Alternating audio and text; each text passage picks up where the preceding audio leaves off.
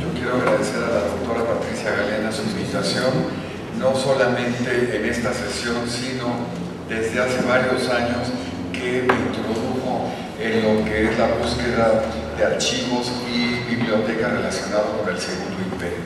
Así que la doctora me contagió su pasión que tiene por este tema y bueno, pues yo creo que un reflejo de ello ha sido el quehacer que hemos hecho en el Centro de Estudios, mucho por invitación de ella, tanto en congresos nacionales como internacionales. Así que, Patricia, muchas gracias. Una de las cosas que primero me gustaría recomendar es que apaguen sus celulares, porque es muy molesto que cuando está hablando alguien suene el celular y se descontrola todo el mundo.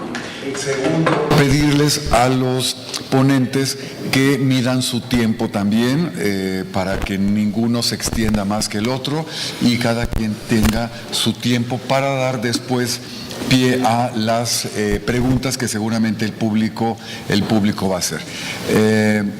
Yo creo que las preguntas serán al final de las tres ponencias, porque quizá como es un tema que los une a los tres ponentes, quizá las preguntas que puedan suscitarse en la primera van a ser resueltas en la segunda o en la tercera.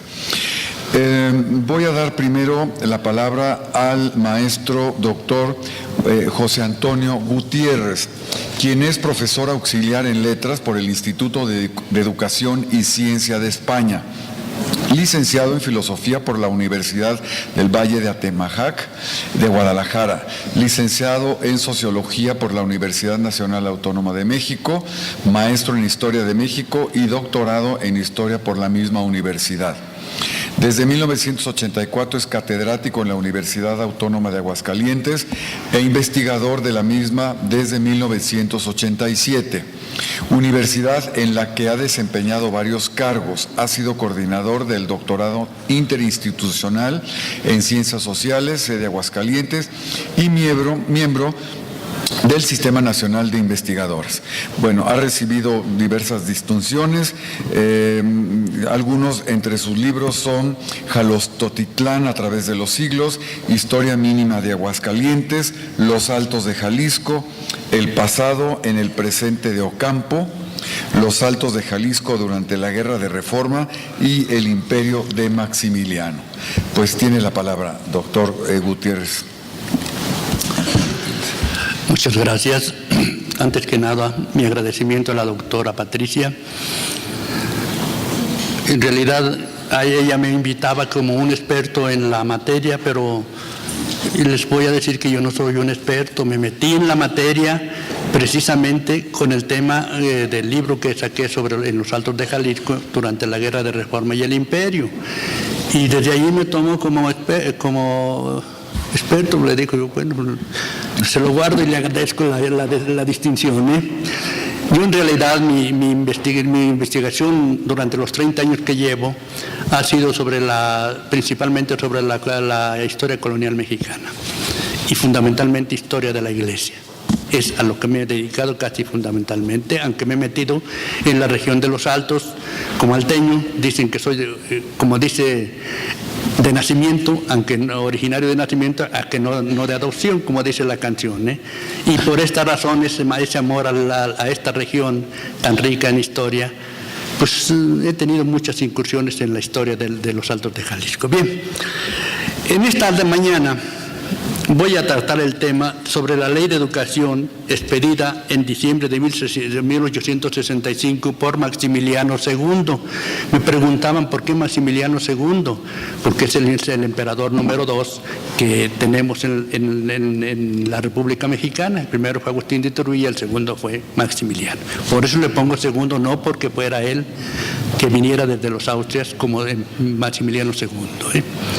Y lo titulo así, pues creo que con justa razón. Suele decirse que los expertos en la historia de la educación, que puede estudiarse como proceso, como fenómeno, como hecho por su carácter multifaceta y eminentemente social. La historia de la educación siempre ha existido no solamente después de la conquista, sino desde antes. Pero fundamentalmente tengo yo estas notificaciones al respecto, que va a ser a partir de las reformas borbónicas o con los Borbones, cuando debidamente más o menos se estructura una educación con una metodología y con una ideología, con una mentalidad que es la que buscaban los Borbones. Carlos III, por ejemplo, cuando expide su ordenanza del intendente de la Nueva España en 1786, diciembre 6, él en el artículo 11 de esa ordenanza dice que esta educación sea control del Estado y que esta educación sea para todos, general, y sobre todo lo que indica ya a partir de ese momento que los municipios se encarguen del control de la educación. Es muy importante esto. Es más, en el artículo 11 dice también, los municipios, los ayuntamientos deben tener en su formación de arbitrios anuales una parte especial para que paguen al maestro que está educando a los niños de los pueblos. Esto está, por supuesto, que se refiere a la instrucción de primeras letras o primaria, que sería no llega ni siquiera a primaria, porque era escribir, leer, escribir y el catecismo. Pero ya tenemos ese antecedente. Después, las leyes de la Constitución de Cádiz también, a partir de la Constitución de Cádiz, ya vamos a encontrar especificado cómo debe ser esta educación. Y otra vez voy a insistir, la Constitución de Cádiz de 1812,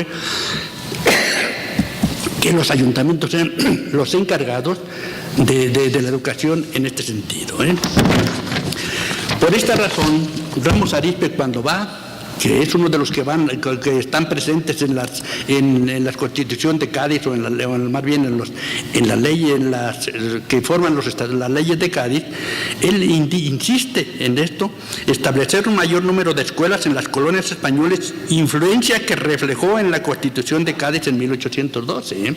O sea, no es nada más un mérito de la Constitución, sino que van los americanos ya a insistir y a exigir una educación para estas territorios que está tan abandonada en ese sentido.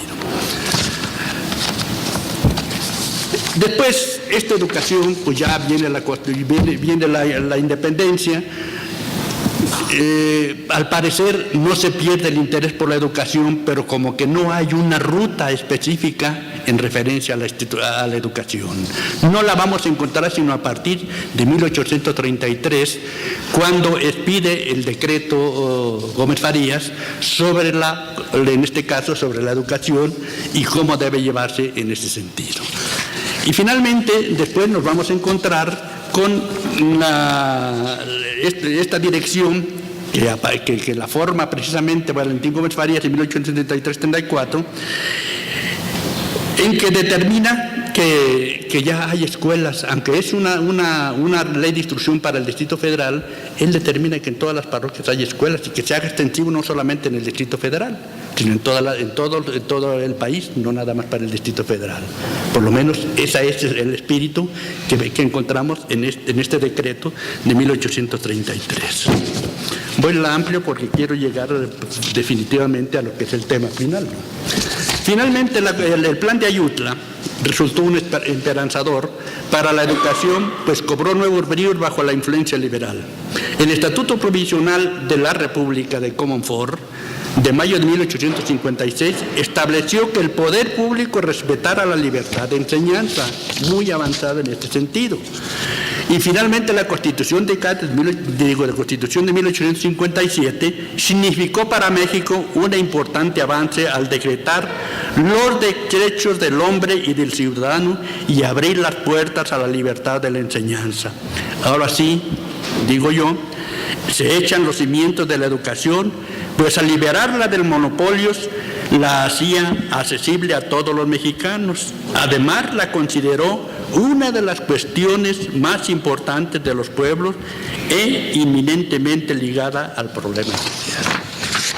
Y así llegamos a la ley que es la primera debidamente expedida la Ley de Juárez de 1861, una ley completa de educación, en la cual vamos a encontrar ya todas las especificidades, la ideología, la forma de llevarse a cabo la educación, que no me meto aquí porque no es nuestro tema, ¿no?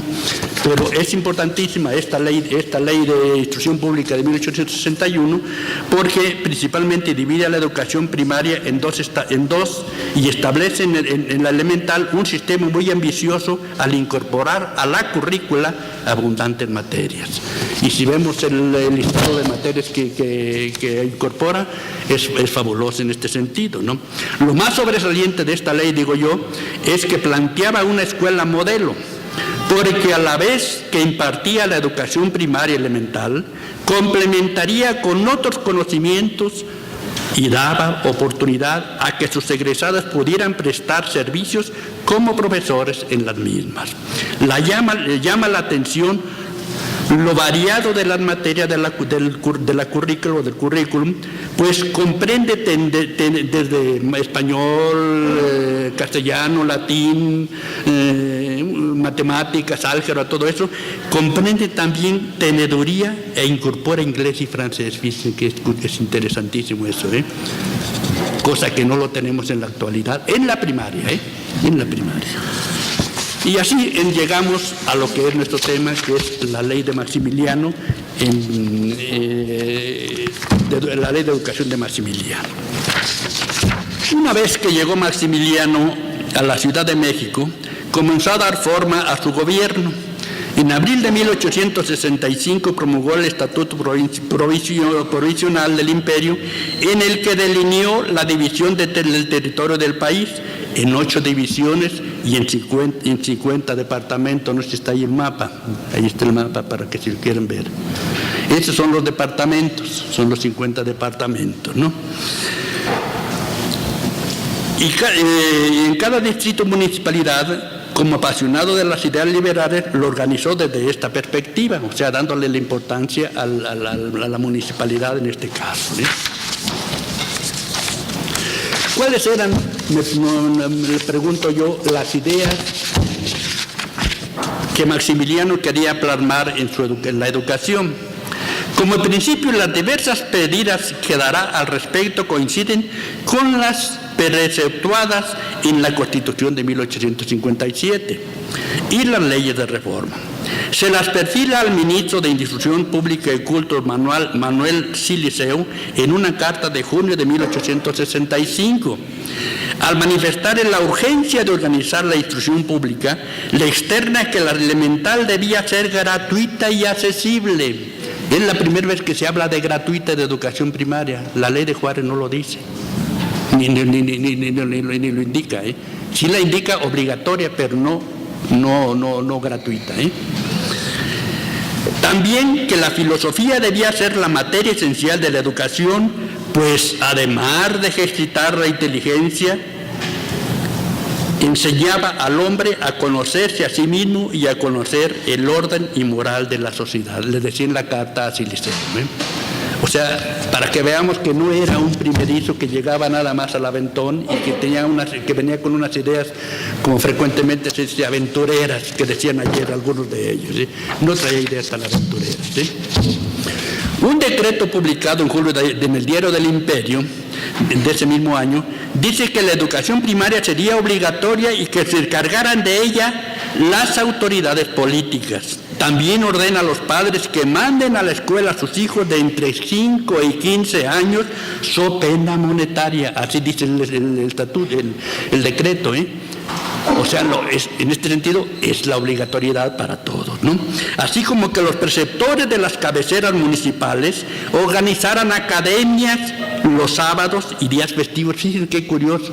Hasta ahora no se había hablado nunca en la educación que se manejaran academias en fines de semana para obreros, para etcétera, para cualquier gente que le interesara. Finalmente exhorta a las juntas locales y a los subprefectos y alcaldes a que visiten con frecuencia las escuelas para que vigilen los adelantos de los alumnos y el trato, el cual debe ser, dice, con dulzura y buenas maneras. Parece que se adelantó a los derechos humanos, ¿eh? Estamos hablando de siglo y medio después.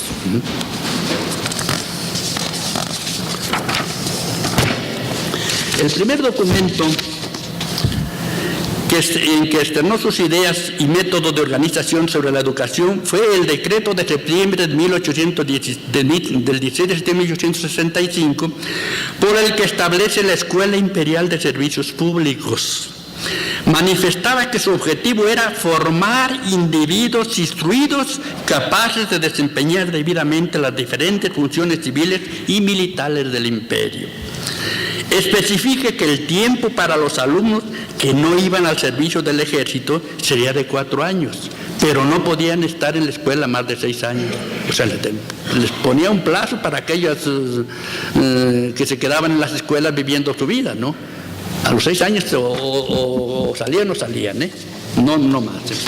El programa de estudios era variado y nutrido, pues contenía lecciones de literatura castellana, francés, historia, geografía universal, historia natural y fisiológica, matemáticas, geometría, álgebra, dibujo lineal, topografía, cosmografía, mecánica, física, química, agricultura, silvicultura y también las 2 lenguas que ya se habla en la ley de Juárez, francés e inglés. Los destinados al servicio público completarían los estudios con un curso de economía pública. Fíjense, qué interesante es, en referencia, son palabras de ese decreto, en referencia a los trabajos públicos y a los medios de desarrollo en la riqueza nacional. Es curioso, interesante estos detalles que vamos encontrando en ello. En diciembre de 1865, como se mencionó, publicó la Ley de Instrucción Pública, la que está formulada en 5 artículos y 5 títulos y 172 artículos. En ella encontramos sintetizadas las ideas y métodos sobre la enseñanza que pretendía implantar en el imperio. Estamos hablando ya de 6 meses después en que había madurado más o menos la idea de una ley. El primer artículo señala las diversas clases de instrucción pública a impartir o a implantar: primaria, secundaria, superior, de facultades de estudios o estudios especiales. Enseguida da información de los ramos de enseñanza en la primaria y que sería, otra vez insiste, en la ley ya obligatoria y gratuita. Y yo por eso hago hincapié en ello, para que quienes no pudieran, dice el artículo, no pudieran pagarla. También que las escuelas primarias quedarían bajo la vigilancia de los ayuntamientos. O sea, aquí ya está legislado en este sentido, ¿no?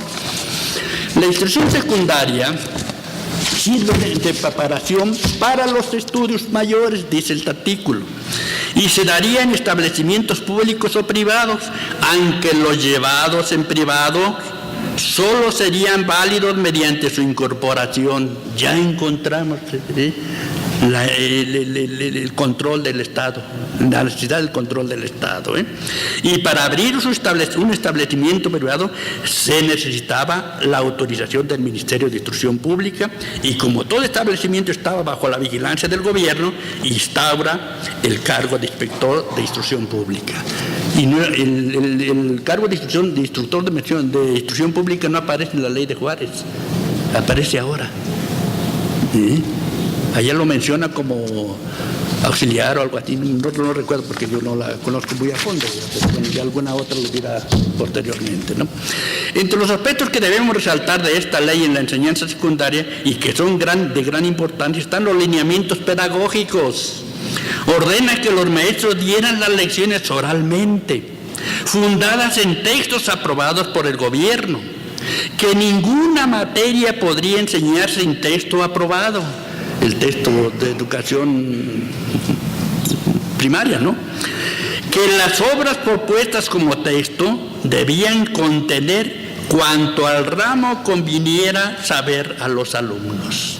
Es el artículo que menciona, y estamos hablando de la secundaria. Divide a los alumnos en la secundaria. Es muy importante la cuestión de la secundaria porque la primaria ya estaba más o menos delineada, pero la secundaria todavía no estaba muy delineada. Divide los artículos de la secundaria en internos y en externos, según si vivían en los establecimientos en sus casas. Los internos podían ser pensionistas particulares o municipales.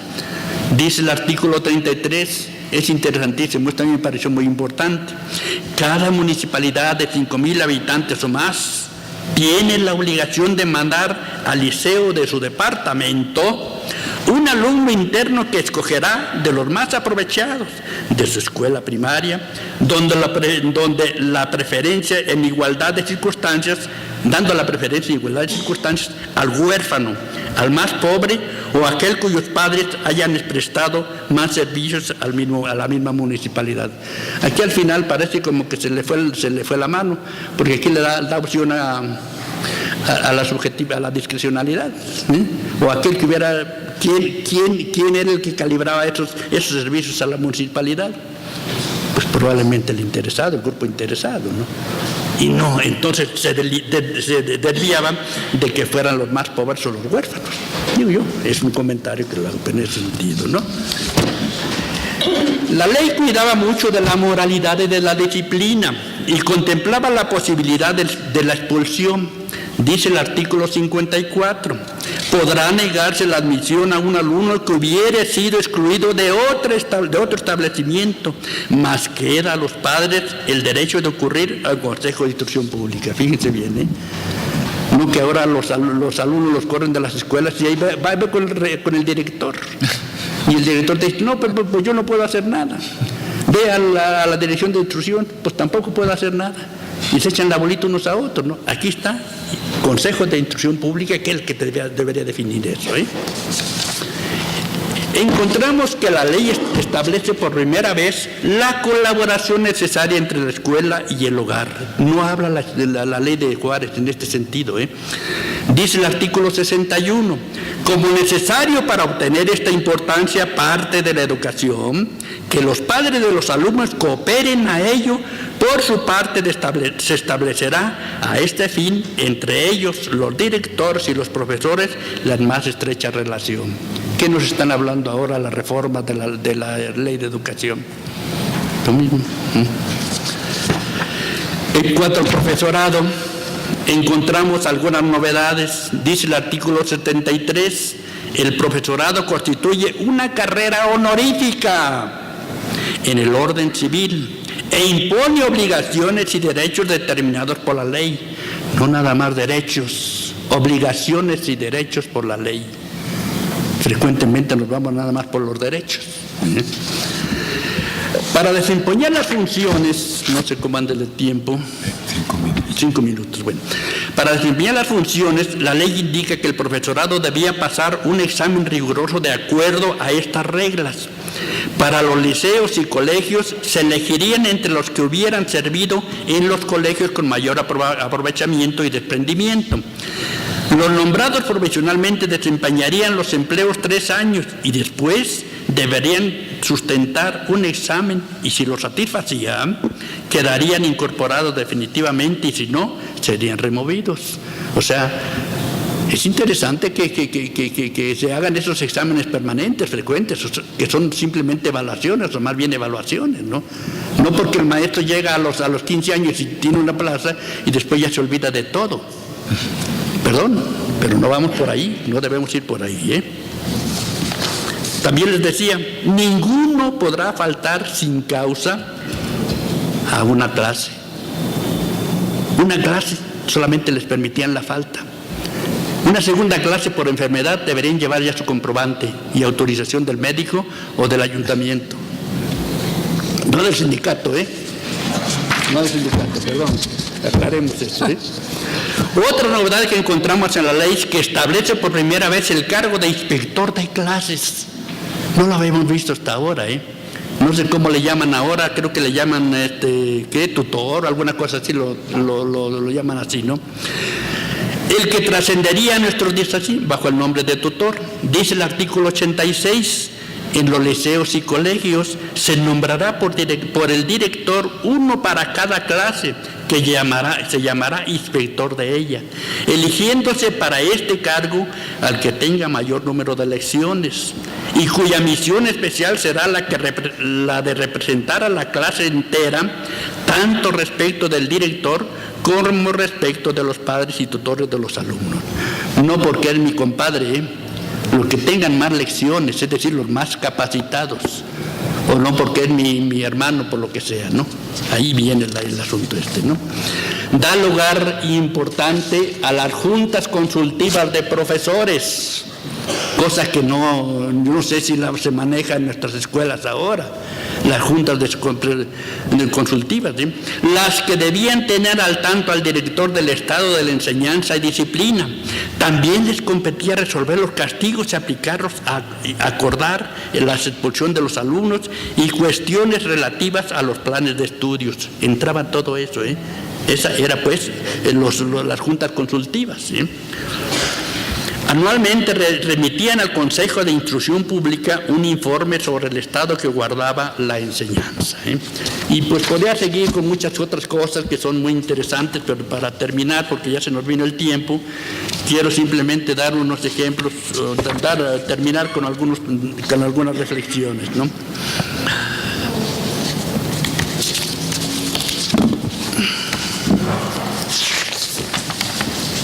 Cuando sabemos pues que la causa de la situación en que vivía el país y sobre todo la falta de maestros fue el motivo más importante, que no pudo hacerse nada con esa ley de instrucción pública. La situación del país no lo permitía, ¿no?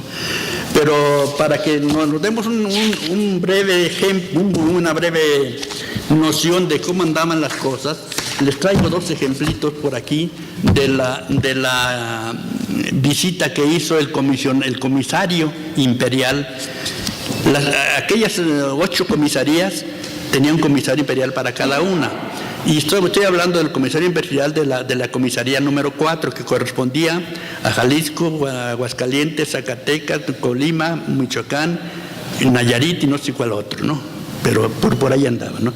Y él en esa visita, hablando de lo que encontró en otoño de 1865, que era José López Portillo, una de las glorias del imperio, que dice él mismo Maximiliano, de las personas que se atrajo más importantes de la República en esos momentos, hizo su visita y decía en aquel entonces, visitando el departamento de Aguascalientes, que dependía de él: el estado de instrucción primaria no es satisfactorio, son sus palabras, pues aunque hay establecimientos y se paga al preceptor por el ayuntamiento, este carece de los conocimientos necesarios.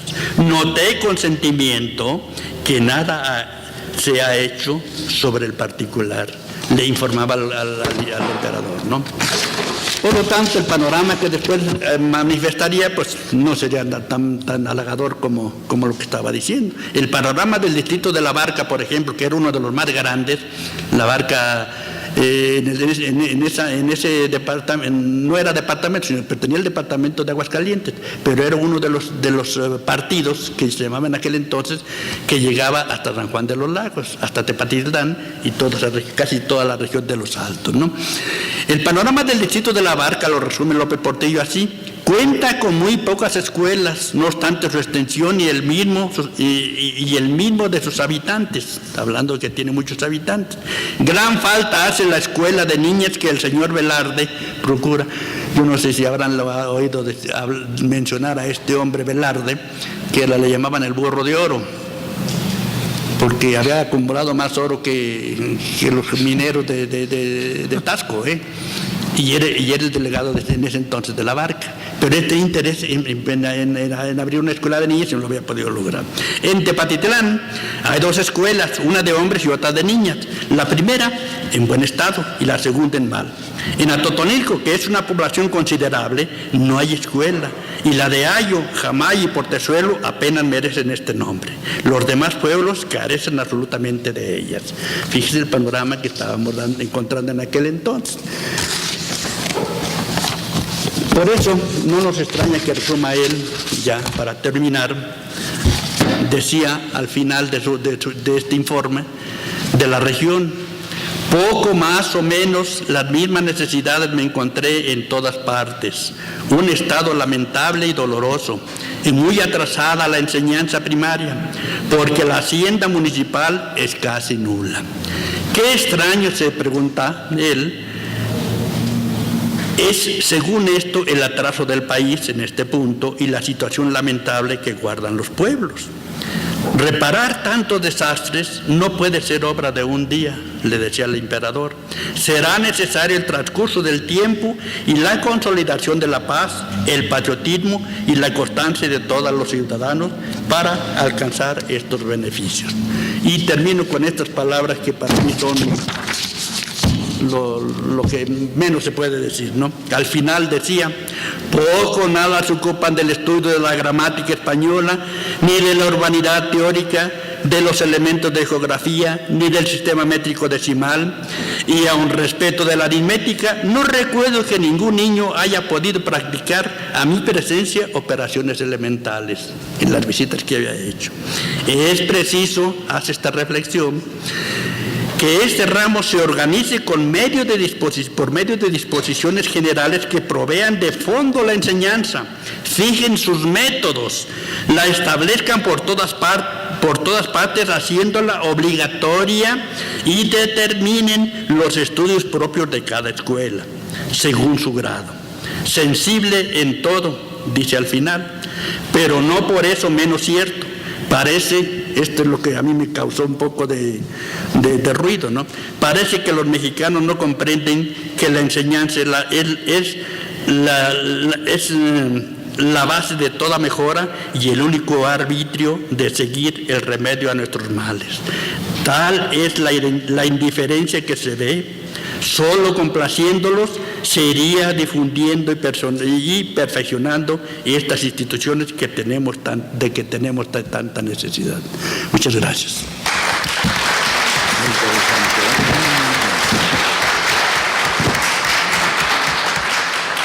Bueno, recuerden que sus preguntas las pueden ir escribiendo para al final de la sesión darles la palabra a los expositores. Yo nada más destacaría lo interesante del proceso histórico que nos acaba de mostrar, es decir, desde el fines del siglo XVIII hasta la llegada de Maximiliano, un proceso histórico en que se va consolidando lo que es un programa de educación y que en esta ley de la que usted nos ha hablado se ve claramente las necesidades del país y por otro lado la recomendación de que la educación es la base del progreso, y yo creo que eso fue muy claro en esta ley. Bueno, ahora le vamos a dar la palabra a la maestra Rosaura Ramírez Sevilla, quien es profesora de educación básica y maestra en ciencias en metodología de la enseñanza por el Instituto Pedagógico de Leningrado. Cuenta con una especialidad en investigación educativa para la enseñanza de la ciencia y la tecnología por el Instituto Politécnico Nacional y la maestría en medio ambiente y desarrollo integrado. Sus líneas de investigación, la influencia de la intervención francesa en el desarrollo posterior de las instituciones científicas mexicanas. Pues la escuchamos a la maestra con su participación, la educación pública en México en el siglo XIX, la ley de instrucción pública durante el Segundo Imperio. Buenas tardes. Bueno, quiero agradecerle a la doctora Galeana la invitación que me hizo y la posibilidad de poder presentar en este foro una parte del trabajo. En estos momentos aciagos de México, me parece que es muy importante rastrear cuáles son aquellos aspectos que constituyen la tradición en educación para poder así definir cuáles son los aspectos que se deben mantener y cuáles son aquellos aspectos en los que es necesaria la innovación educativa, toda vez que los tiempos que vivimos hoy no son los del siglo XIX. En mi trabajo establezco los antecedentes, empezando por los liberales, que en 1824 José María Luis Mora dice: nada es más importante para el Estado que la instrucción de la juventud. En 1833 se establece la libertad de enseñanza y ese mismo año se cierra la Real y Pontificia Universidad de México. En 1863, ya en el imperio, en el Segundo Imperio, los franceses reabren la universidad y en 1865 Maximiliano cierra definitivamente la universidad. En las leyes tenemos en el artículo 3 de la Constitución de 1857 que dice que la enseñanza es libre y la ley determinará qué profesiones necesitan título para su ejercicio y con qué requisitos se debe expedir. Desde este punto, en la enseñanza libre se plantea como una enseñanza laica, una enseñanza que ya no está sujeta a la Iglesia Católica. Y por otro lado, la obligatoriedad de algunas profesiones de cumplir con los requisitos de ley para su ejercicio. La Ley de Instrucción Pública, que se publica el 15 de enero de 1866 en el Diario del Imperio, establece que se refiere fundamentalmente a la educación secundaria, que la instrucción primaria sea obligatoria y gratuita y que estará a cargo de los municipios. Las reformas que se introducen a la educación secundaria tienen por objetivo fijar de una manera precisa la línea que separa la instrucción secundaria de la primaria y la superior. Parece que hasta este momento este límite era muy vago y se hace necesario establecer este límite claramente y establece que en la medida de lo posible la organización de la instrucción secundaria sea igual hasta cierto punto en todos los establecimientos y lugares, lo cual establece un principio de homogeneidad contra la heterogeneidad cultural y social que prevalecía en el país.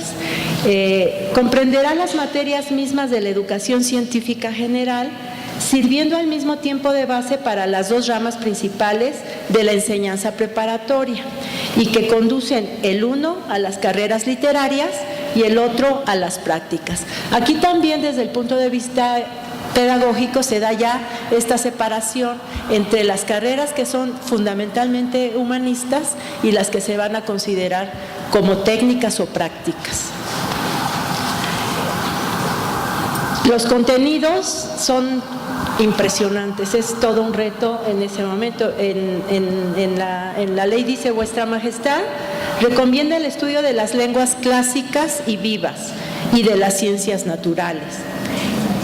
Quien hace esta propuesta es el ministro de Instrucción Pública y Cultos, Francisco Artigas, y dice que en relación a la educación enciclopédica, esta requiere del estudio de un campo específico del saber, lo que puede requerir de más tiempo, concentración y atención, y que debido a la edad de los escolares debería procurarse que aprendieran lo más posible, de manera que no olviden fácilmente y en la forma más variada, para que no se cansen tan pronto como ha sucedido no pocas a veces en el sistema adoptado hasta ahora. Los jóvenes que ingresaban a secundaria tenían entre 12 y 18 años. Entonces, realmente desarrollar con ellos una actividad que los llevara a una formación enciclopédica era antipedagógico.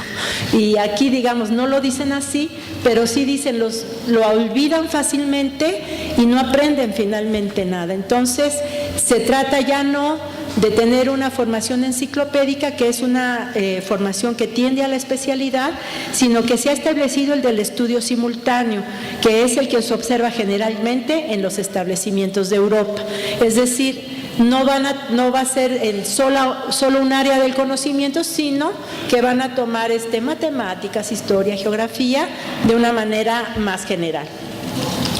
En los contenidos se establecen los siguientes: lengua castellana y su literatura, lengua griega y su literatura, historia y geografía, historia natural y física, matemáticas, lógica, metafísica y filosofía moral, idioma francés, inglés, dibujo, caligrafía, conocimientos de taquigrafía, historia de la literatura general y tecnología.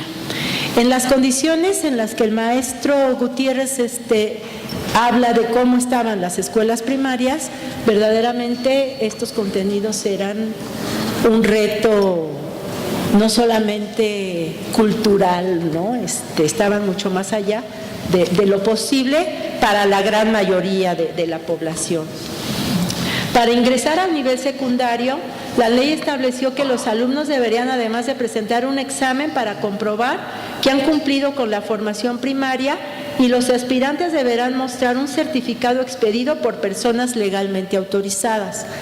En cuanto a la duración de este ciclo, se establece entre 7 y 8 años en establecimientos públicos o privados.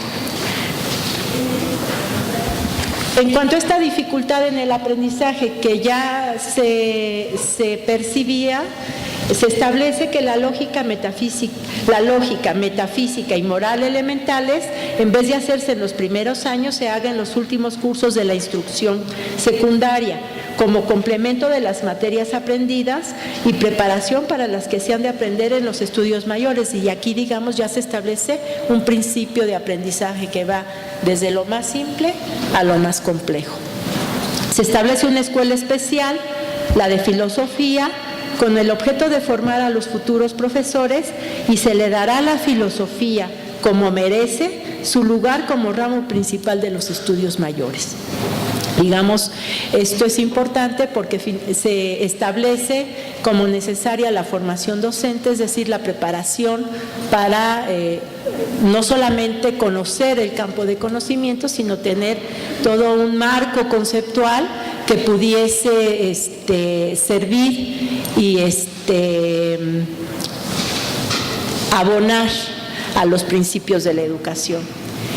En este sistema era obligatoria la clausura de los alumnos, y con esta ley se cancela la clausura como requisito para realizar los estudios de secundaria, porque se establece como muy importante para la formación y para la educación moral y cívica la convivencia con la familia. Establece que solamente de ser muy necesario se podrían aportar las ayudas necesarias para que los jóvenes estuvieran en alguna pensión. Se establece la gratuidad para los pobres y una cuota para los de clases acomodadas. Ahí es muy claro, los que no tienen pecunio, los que no tienen bienes, los que no tienen un ingreso fijo, no pagarán. Y quienes sí lo tienen, se establecerá una cuota para que ellos puedan, para apoyar a la acción del Estado, ¿no? Las carreras literarias que se establecen, las carreras humanistas, son Derecho, Medicina y Filosofía, al cual se ingresará con un examen muy riguroso. Y las prácticas serían la Escuela Politécnica, la Escuela de Minas y la Academia Militar. Y aquí se dice que no es que se quiera excluir de la parte literaria a los que no ingresan, sino que ellos tendrán que buscar en qué otra parte pueden ser útiles a sí mismos y a la patria. Bueno, como conclusiones, yo digo que en un país con una mayoría analfabeta y pobre, era muy difícil implementar la homogenización planteada por esta ley, y a esto que habría que agregar además el carácter pluriétnico y multicultural del país, ¿no? La separación entre la formación humanística y la técnica se concreta en las carreras que se ofrecerán en los colegios mayores.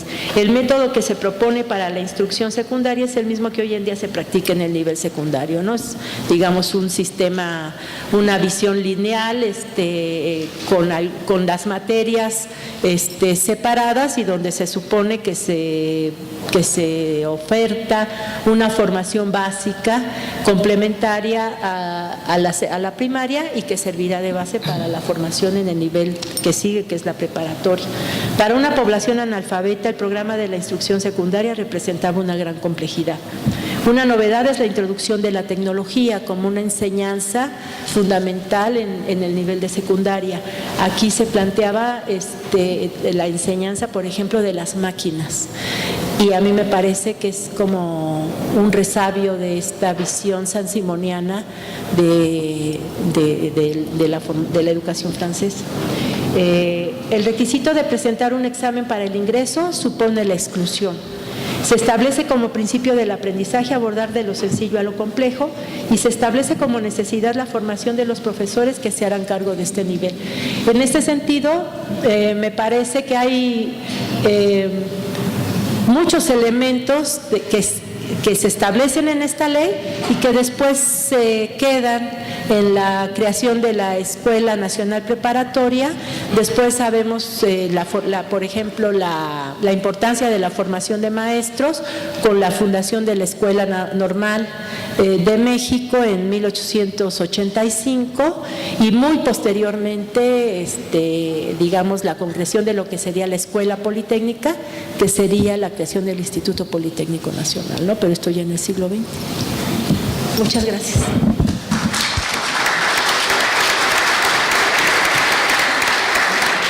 Agradecemos a la doctora Rosaura Ramírez su participación y les recuerdo, vayan guardando sus preguntas.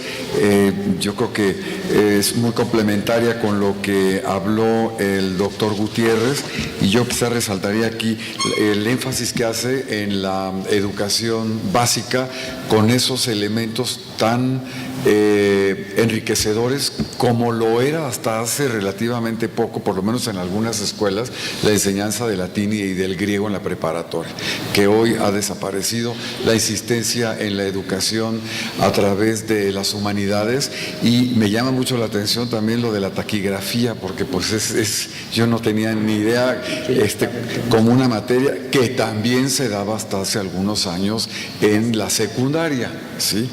Bueno, guarden sus preguntas entonces. Vamos a darle la palabra a la doctora Magdalena Martínez Guzmán, médico cirujano por la Universidad Nacional Autónoma de México, pasante de la licenciatura en Historia de la Facultad de Filosofía y Letras de la misma institución, miembro numerario de la Sociedad Mexicana de Historia y Filosofía de la Medicina, expresidenta de la Sociedad Médica Hispano-Mexicana del Hospital Español de México.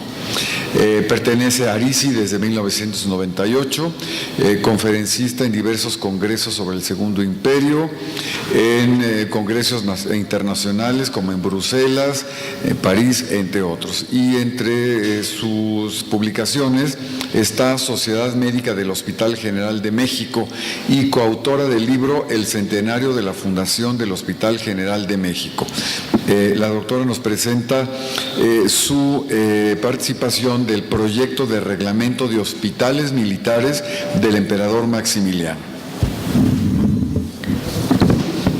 Buenos días a todos. Muchas gracias a la doctora Patricia Galeana por su invitación a este evento y gracias por su presentación al doctor Ramos. Yo quiero decirles antes que nada que este documento me lo encontré, yo todavía no revisaba el Diario del Imperio, lo encontré en la biblioteca del Palacio de Medicina, donde realicé mi servicio social de la carrera de Historia, y a nosotros nos tocaba limpiar y desempolvar algunos libros, y ahí en un cajoncito estaba este documento, que en ese momento estaba de tamaño esquela y son 36 páginas de este reglamento. Posteriormente pues ya me introduje a la época del Imperio y ahora que nos invitaron en cuestión de legislación pues ya lo pude constatar que está exactamente en el Diario del Imperio del 21 de diciembre de 1865.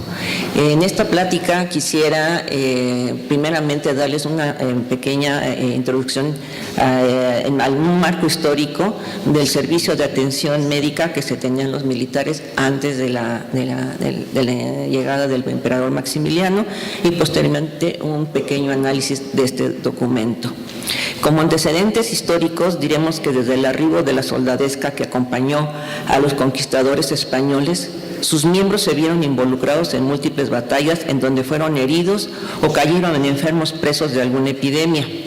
En esos momentos fueron atendidos por sus mismos compañeros, aplicando remedios entre mágicos, supersticiosos y los que se encontraban a la mano sin conocimiento médico alguno. Ya iniciado el periodo virreinal, Conforme los peninsulares conquistaban y colonizaban comunidades y creaban pueblos, formaron pequeños y modestos servicios de hospedaje para militares y colonos, donde se les proporcionaban pan y abrigo, y en su caso se les otorgaban remedios para las enfermedades. Los reales ejércitos de la Nueva España fueron organizados a partir de 1768, previniendo algún ataque sorpresa de sus costas por la armada inglesa o por piratas que acechaban. Tanto los soldados y marinos del ejército se vieron en la necesidad de contar con una institución hospitalaria donde fueran atendidos. Los hospitales existentes se encontraban administrados por órdenes religiosas a los que los militares les solicitaban autorización para ingresar heridos o enfermos en forma provisional. En otros casos se logró que los frailes, en especial los betlemitas, acudieran a atender a los soldados a sus domicilios donde se les realizaban curaciones. Hay registros que indican que los militares fueron recibidos inicialmente en el Hospital del Marqués, posteriormente conocido también como Hospital de Jesús. En 1540 fueron asistidos en el Hospital del Amor de Dios, que atendía sifilíticos, y a partir de 1551 en el Hospital Real de Naturales.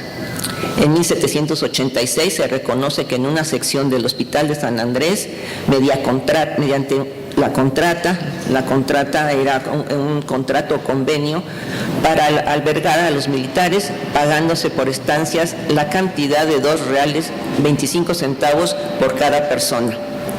Posteriormente, en 1810, se les brindó atención médica en el Hospital de San Juan de Dios y en el del Divino Salvador en 1824. Al término del movimiento insurgente y obtenida la independencia en 1821, el nuevo país enfrentó cambios radicales en los aspectos económicos, políticos y sociales, entre ellos los relativos a la administración de hospitales, que pasaron a regirse por los ayuntamientos, los cuales carecieron de un erario suficiente para muchas obligaciones que se les adjudicaron, entre ellas la del mantenimiento y restauración de los nosocomios. La atención médica era lamentable para todo el que se acercara a solicitarla. En 1824 se aprecia el trabajo realizado por los ministros Antonio Medina, José Joaquín Herrera y Manuel Gómez Pedraza en organizar el Cuerpo de Sanidad Militar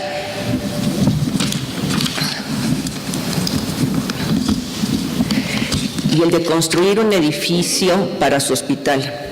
Durante la presidencia de Guadalupe Victoria, los ejércitos fueron reconfirmados, otros desaparecidos, otros fusionados para finalmente organizarse en 3 cuerpos o fuerzas armadas, que serán primero el Ejército Nacional, que sustituía al del Virreinato, nacen las milicias estatales y finalmente las milicias cívicas. Los frecuentes cambios de gobierno y la falta de presupuesto hicieron nulas estas intenciones de los personajes mencionados. Un cuerpo de sanidad fue creado el 30 de noviembre de 1829, integrado por médicos, cirujanos del ejército y hospitales bajo el mando de una junta directiva presidida por un director general. Este primer cuerpo de sanidad duró hasta 1833, en que desapareció por no cumplir las funciones que se le confirieron.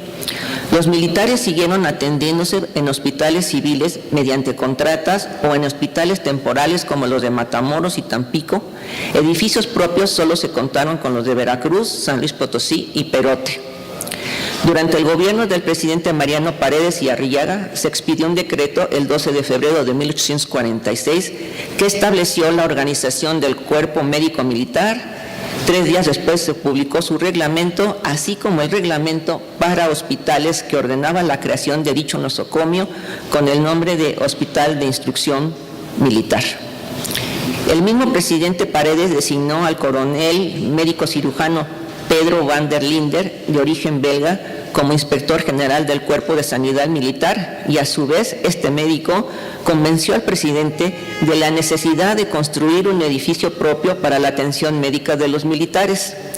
Paredes autorizó el proyecto y el primer hospital se instaló en el exconvento de San Hipólito, siendo el primero en su clase y en ese año tenía 85 camas. Debido al inicio de las hostilidades de la Guerra de Intervención Norteamericana en 1847, albergó a los heridos de las batallas, pero al término de esta desapareció para dar lugar a la Escuela Nacional de Medicina. Otro hospital que nace por las necesidades de la guerra es el que ocupó el antiguo Colegio de los Agustinos, antes Iglesia y Colegio de San Pablo, que se le denominó Hospital de San Pablo, y debido a que atendía heridos de guerra, se le considera el primer hospital de sangre en México. En 1863 contaba con 213 camas. Posteriormente, siendo presidente de la República el general Antonio López de Santana, el 18 de febrero de 1855 inauguró en el exconvento de San Cosme, lo que es ahora la calle de Serapio Rendón número 15, el segundo hospital militar llamado Hospital Militar de Santa Ana, el cual tenía una capacidad para 100 enfermos. El servicio de atención médica duró 5 años, pues fue cerrado cuando dio inicio la Guerra de Reforma. Los médicos que quedaron al frente del nuevo establecimiento fueron Pedro van der Linden y Miguel Alvarado. Durante el gobierno del presidente Comonfort, trató de reorganizar el ejército tomando las siguientes medidas. El 29 de abril se decretó que en tanto se estructurara el ejército permanente, constaría de 8 batallones de infantería, constituido por 8 compañías, un batallón de ingenieros. En sí, no quiero aburrirlos con la formación, pero realmente se refiere a la conformación del ejército. Estas medidas aparecen el 29 de abril, el 13 de junio y el 27 de septiembre durante la administración de Comonfort. Podemos observar la intención de organizar un ejército actualizado en base a las necesidades de ese momento, dadas las continuas guerras que se suscitaron durante todo este periodo. Es de llamar la atención la presencia de ambulancias de guerra que el médico francés Dominique Larrec introdujo en los campos de batallas que libró el emperador Napoleón I. Desafortunadamente, por los comentarios de personal militar que estuvo en el frente de la batalla, observamos que distaban mucho de ser aquellas como las que implantó el médico francés. En 1863, el gobierno de la regencia franco-mexicana determinó la apertura del Hospital Militar del Segundo Imperio en la Ciudad de México. En 1864, este hospital se mudó a la calle del Cacahuatal, detrás de la iglesia de San Lucas, por lo que también fue conocido con ese nombre. Este hospital estuvo en la calle que ahora es Colegio Militar, detrás del Hospital Juárez del Centro. Este hospital estuvo bajo la dirección del eminente cirujano militar Francisco Montes de Oca desde 1867 hasta 1885. En 1867, terminada la intervención francesa y restablecida la soberanía del país, el 7 de diciembre, el presidente Juárez ordenó la reestructuración del cuerpo médico militar y para conseguirlo ordenó que el edificio conocido como Casa de las Arrecogidas y Públicas Pecadoras Arrepentidas, buen título para un hospital militar, contiguo a la iglesia de San Lucas, fuera utilizado para hospital militar. Contó con 2 pisos en donde se sabe que llegó a albergar hasta 600 enfermos para 1910 y fue un edificio que se construyó en 1808. Esta era la situación de los hospitales militares en la primera mitad del siglo XIX, la cual llega a conocer el emperador Maximiliano, por lo que fue uno de los proyectos más importantes que debía subsanarse, ya que sus guardias castrenses eran sus protectores y el medio para combatir al ejército liberal.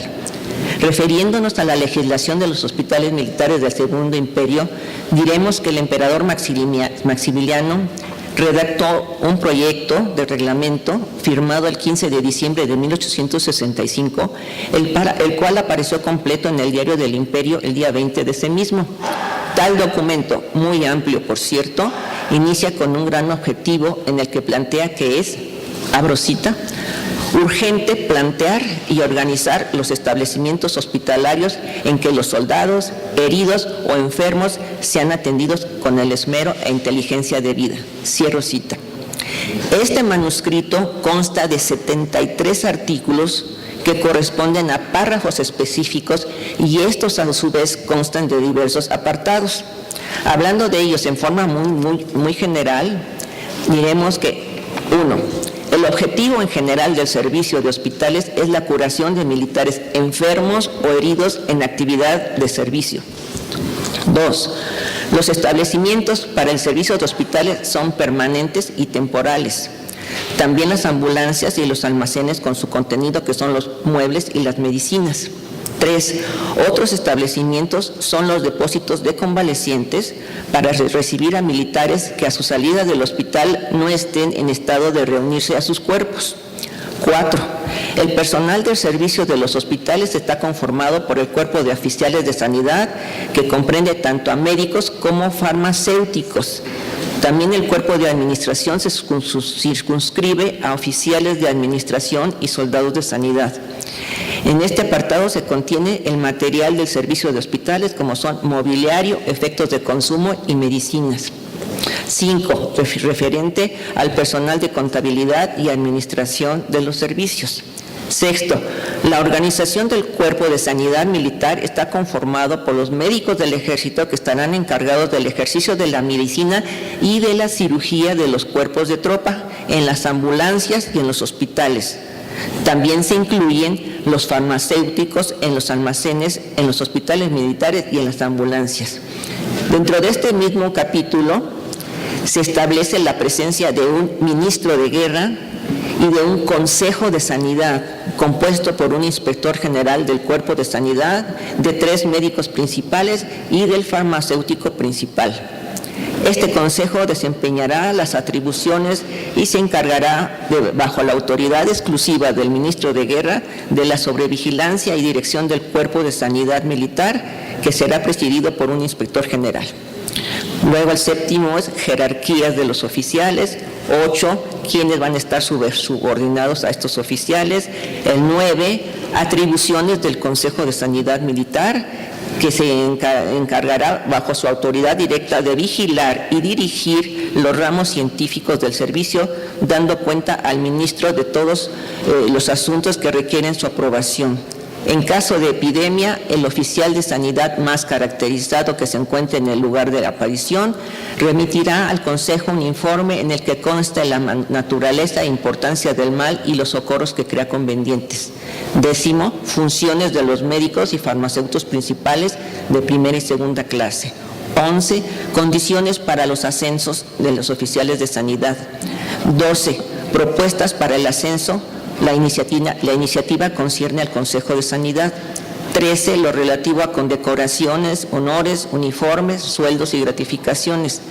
14, de las pensiones de retiro, de inutilidad y de viudedad. Esto se refiere a los discapacitados y a los viudos oficialmente. También intervenía en el estado civil de los oficiales de sanidad. En lo que se refiere a las plazas vacantes y quienes las pueden ocupar, hay un apartado dirigido a los médicos y farmacéuticos del ejército austro-belga, quienes pueden entrar en el cuerpo médico militar mexicano y poder concurrir a esas vacantes según su mérito y aptitud. Finaliza este documento con un amplio cuadro dedicado a las tarifas para sueldos y gratificaciones que deben disfrutar los jefes y oficiales del cuerpo médico militar. También se indica que en lo relativo a pensiones se debe observar las características vertidas en el reglamento militar decretado el 25 de febrero de 1865. Se indica que en lo relativo a pensiones se observarán las características vertidas en el reglamento militar decretado el 25 de febrero del 65. Llama la atención que en el Diario del Imperio del 16 de septiembre del 65 aparece un decreto en cuanto a que se darán pensiones a los excombatientes que hayan intervenido en el movimiento de independencia de 1810 y que sean mayores de 70 años.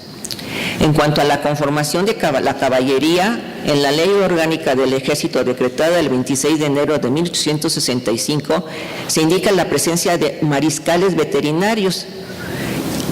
Algunos de ellos, tenemos al doctor Legisten, que procedía de Turín, que forman parte de los fundadores de la sección sexta de Ciencias Médicas en el rubro de Medicina Veterinaria de la Comisión Científica, Literaria y Artística de México, instalada en 1864. Y bueno, pues ya para cerrar, vamos a hacer unos comentarios finales, que pues realmente, como hemos visto, se trata de un reglamento donde se manifiesta el gran conocimiento y preparación de la educación militar del emperador, así como de un pensamiento liberal que independiente de ser el personal que lo debe de apoyar en su lucha contra el ejército liberal, cubre las obligaciones que el Estado le debe al ciudadano en materia de salud, en este caso al cuerpo militar. Durante la larga paz porfiriana se ensayaron diversos decretos para la reorganización del ejército, interviniendo afamados militares, entre los que se encontraba el general Bernardo Reyes, quien realizó una serie de libros sobre el ejército, entre los que se encontraban propuestas para organizarlo. Él fue el firmante de varios documentos para este efecto en su calidad de ministro de Guerra y Marina, y su obra titulada Monografía, escrita en 1899, es el documento más conciso que nos permite visualizar cómo se organizó el llamado Ejército Federal. En este libro, respecto al cuerpo de servicio de sanidad, indica que estará formado por un cuerpo médico y otro veterinario, la Escuela Médico-Militar y 12 hospitales militares, uno por cada zona militar. Este cuerpo tiene secciones de enfermeros, camilleros, además de un tren ambulancia. Como se observa, esta propuesta de reglamento ya se ven adelantos en la organización militar. Y pues este es a grosso modo un reglamento enorme que hizo Maximiliano y que no tuvo tiempo de llegarlo a aplicar. Muchas gracias. Muchas gracias a la doctora Martínez Guzmán, y bueno, una forma de acercarnos también a la historia de estas instituciones y sobre todo otra forma de conocer también la época de Maximiliano a través de este proyecto de reglamento, que fue un privilegio que lo encontrara también en ese cajoncito que nos decía.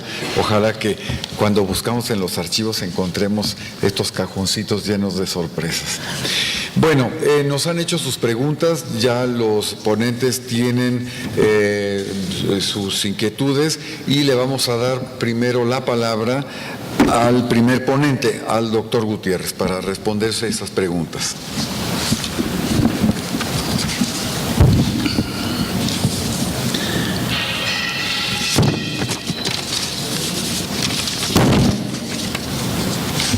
El doctor Silvestre me hace una pregunta aquí referente al respecto de que la educación secundaria, no le entiendo muy bien, la letra, sí. A ver, que se la formule directamente. Sí, porque no le entiendo la letra. Desde la educación primaria me decían que mi letra era como cuneiforme, si es que es espantoso. Dice aquí la secundaria, la educación secundaria. O sea, la pregunta es que me parece que al leer su ponencia, la influencia de Manuel Siliceo en el proyecto de educación secundaria es fundamental. Él hace un proyecto en época de Comonfort, y entonces esa idea de una educación secundaria técnica, inclusive para mujeres, es muy adelantada en 56, en la época de Comonfort y posteriormente. Entonces yo le quería preguntar si usted coincidía con eso o tiene más datos. Esa es la intención de la pregunta. No, simplemente que es similar a la que hace Comonfort él. Lo que pasa que Siliceo, pues acordémonos que Maximiliano se incorporó una gran parte de liberales, y entre estos pues estaba Siliceo, ¿no? Entonces no difiere para nada en ese sentido. Lo que pasa es que Maximiliano en el primer momento parece que quiso consultar a él por el respeto que le tenía, por la capacidad que tenía, y por eso, en este sentido, es a quien él manifiesta su inquietud en referente a la educación. No sé si estoy de acuerdo en ese sentido, ¿sí? Después aquí me hace una Patricia López, dice cuáles son las semejanzas y diferencias de la instrucción pública del gobierno de Benito Juárez me imagino que debe ser con la ley de educación de Maximiliano. Aquí la diferencia es apenas ínfima, ¿no? Porque es un liberal también, y como lo dijimos desde un principio, él adopta totalmente las ideas liberales, ¿no? Lo que pasa es que para mí la gran diferencia es que la ley de instrucción pública de Maximiliano es una ley hecha al estilo europeo, para un pueblo educado, para un pueblo culto, no para un pueblo analfabeta. Perdonándola, así estábamos en México entonces, ¿para qué más que la verdad? Entonces ahí está la diferencia que yo encuentro en ambas propuestas, ¿no? ¿Qué más hubiera querido? Él nos trae el ejemplo, en el caso que les mencionaba de la visita de López Portillo, el ejemplo del Liceo de Guadalajara. Dice, es un ejemplo típico de un liceo europeo, pero nada más es el único caso que trae. La demás región no te encuentra ningún caso referente a eso. Y dice, de ese liceo, y admiro y aprecio al director, que a pesar de que se le pagan 30 pesos mensuales, dice, tiene y da todo su tiempo para apoyar a la educación. Entonces, yo creo que esa la respuesta yo les daría esta, ¿no? No sé si está correcto, Ángela León también me hace esta pregunta. ¿Qué sabe de las becas que se otorgaban a los niños y jóvenes más pobres para los estudios? Esas becas eran ya para la educación secundaria, para la primaria no, o para los liceos, como dice la ley. La primaria dice expresamente que todo aquel que no pudiera pagar el peso mensual que debería entregar a los instructores, estaba exento o sea, no se le podía negar la escuela. Por eso se convierte en una escuela gratuita. No queremos decir que fuera para todos gratuita. Aquí probablemente no se los dije yo. O sea, la escuela gratuita para Maximiliano era para aquellos que no podían pagarla, no para todos. Cosa que no la vemos en la ley Juárez. Ahí te dice que nada más es obligatoria, pero no hace esa especificación. Entonces, estas becas eran fundamentalmente para aquellos que se habían distinguido en la primaria para que continuaran sus estudios. Por eso recomendaba a los prefectos políticos que tuvieran mucho cuidado en vigilar las escuelas para que de ahí sacaran un ejemplar, hablemosle así, para que sirviera después como modelo para la población y que los demás se animaran para seguir estudiando debidamente. Y otro dice, ¿debía cumplir algún requisito o existió alguna ley o artículo donde se establecieran las características del beneficiario? Simplemente que no podía, el beneficiario no podía reprobar. En el momento que no sacaba la calificación base, no te habla de calificación, pero que no sacaba la calificación que estaba especificada, automáticamente perdía la beca. Como es en la actualidad, yo me imagino que por ahí vamos también en este caso. Yo es lo que he encontrado en ese sentido, no sé si alguna otra persona tenga algo más en referencia a eso. Y finalmente, una última pregunta que me hace aquí el Atanasio Gutiérrez, dice, ¿qué dependencia se encargaba de formar a los profesores de estos ciclos? Pues simplemente la ley no te dice qué dependencia. El Consejo de Instrucción Pública era el encargado de todo. Entonces inferimos que era él el que se encargaba. ¿Dónde la hacían? Generalmente la ley dice que aquel que estuviera cada vez más capacitado en sus clases, pues era el que se iba a dar el ascenso, no al que no. Y también decía, ningún profesor puede dar clases que no sea su materia, o que no conozca la materia, eso sí te lo dice claramente, pero lo demás, pues yo por lo menos es lo que encontré en la ley. No hay una especificación quién debería ser el encargado de la formación. Había ya una escuela de maestros que la había fundado pues anteriormente ¿cómo se llama? El movimiento de Ayutla. Probablemente existía esa escuela de maestros. No había escuela para nada más la titulación, ¿sí? En ese sentido. No sé si están contestadas las preguntas. ¿Sí? Bueno, vamos con la... Hay una ahí que también... sí.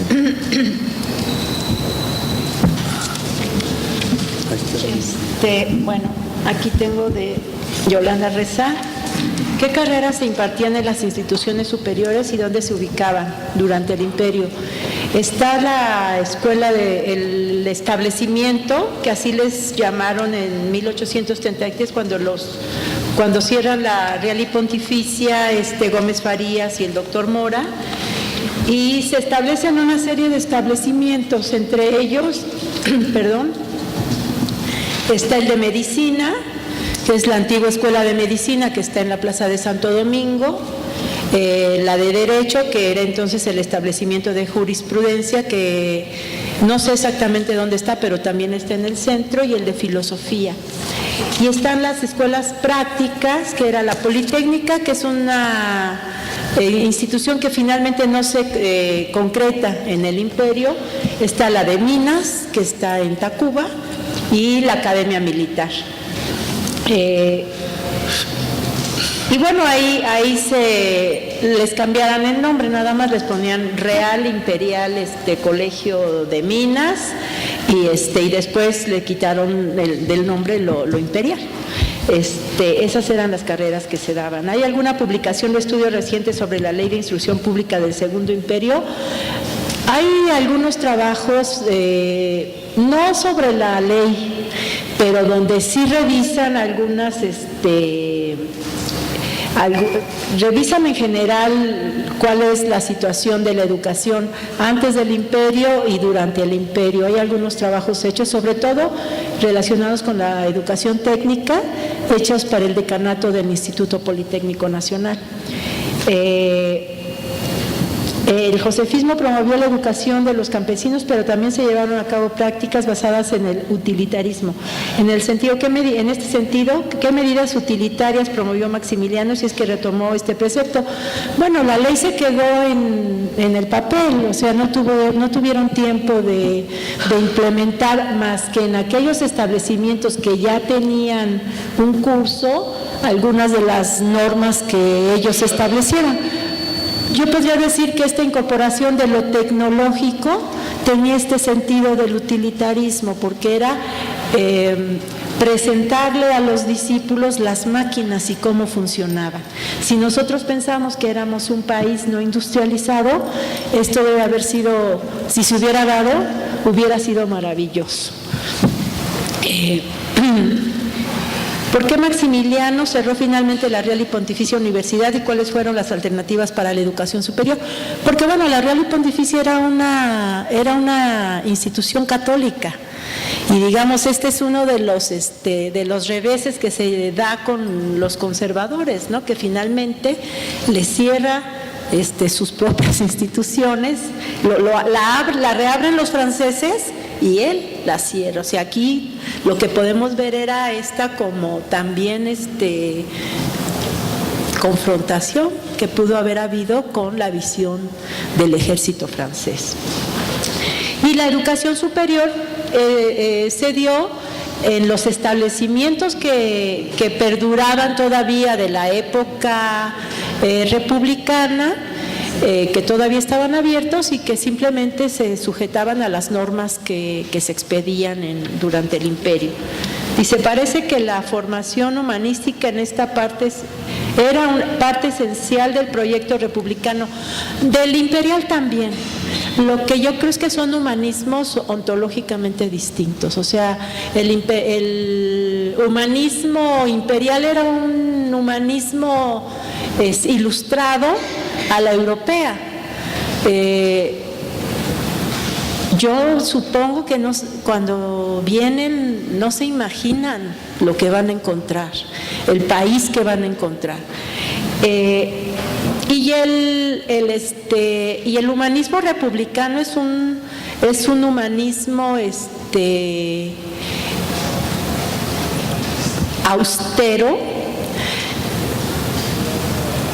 y basado en las condiciones de México. Gómez Farías y Mora, en el libro del positivismo en México de Leopoldo Sea, ahí citan que para ellos lo fundamental era desarrollar una clase media ilustrada.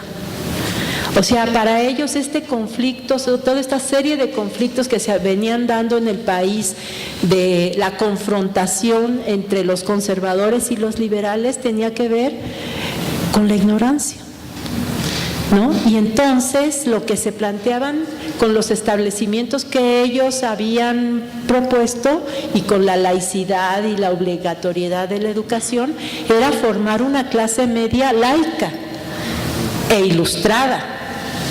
Es muy interesante leer cómo, por ejemplo, en la primera Constitución no se plantea el problema de la educación, porque son tantos los problemas que aquejan a la nación, que sí se habla de la educación, pero de manera muy superficial, ¿no? Sí creo que este asunto de que la educación es el motor de lo que entonces se llamaba el progreso ha estado presente, pero que las condiciones económicas, sociales, no daban para mucho. Y luego, no es.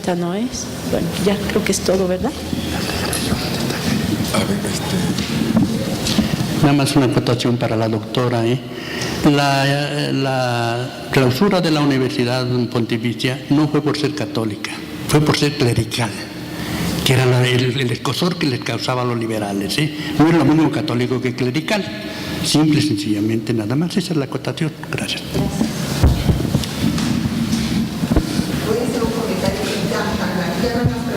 ya no hay más preguntas. No llegó. Sí, nada más quería yo hacer algunas precisiones. En cuanto a la ley de instrucción de la República, sí había establecido la gratuidad, maestro. El asunto, la diferencia entre la República y el Imperio es que el Imperio establece la obligatoriedad, como usted mencionó, incluso con sanción. Y esto evidentemente no lo había hecho la República porque no había recursos. ¿De dónde iba a ser esto una realidad? Y otra precisión, la Real Pontificia Universidad no la abren los franceses, la abre el Supremo Gobierno Conservador. Y los franceses lo hubieran cerrado, o sea, si tenían la misma política liberal y anticlerical que Maximiliano, y después Maximiliano la cierra y no se vuelve a abrir. Nada más, eso quería yo añadir. Gracias. Bueno, pues con esto damos por concluida esta mesa 3. Fue muy enriquecedora, sin lugar a dudas, sobre todo en cuanto a, ¿sí se oye? En cuanto al tema que desarrollan. Me llama mucho la atención también lo de el proyecto militar de la doctora. Yo no sé si haya alguna publicación sobre este tema. Mire, yo lo que he revisado, incluso en archivos de Sedena, sí, ahí están los reglamentos, pero hay unos que no están como reglamentos, están como leyes o decretos. Como le dije, de Comonfort hacía unos el 29 de abril y pasaba otra guerra y hacía otra, según las necesidades, va organizando un reglamento, ¿sí? Pero no había un reglamento como tal en antes de este proyecto del 65. Y lo que yo he revisado, hablan de que se reorganiza el ejército a partir de la regencia, pero no hay ningún documento y se brincan olímpicamente hasta hablar de Bernardo Reyes. No hay los trabajos, no, yo no se he encontrado ni dentro de los mismos de Sedena. Bueno, pues vamos a dar por concluida esta mesa. A todos ustedes muchas gracias por su asistencia.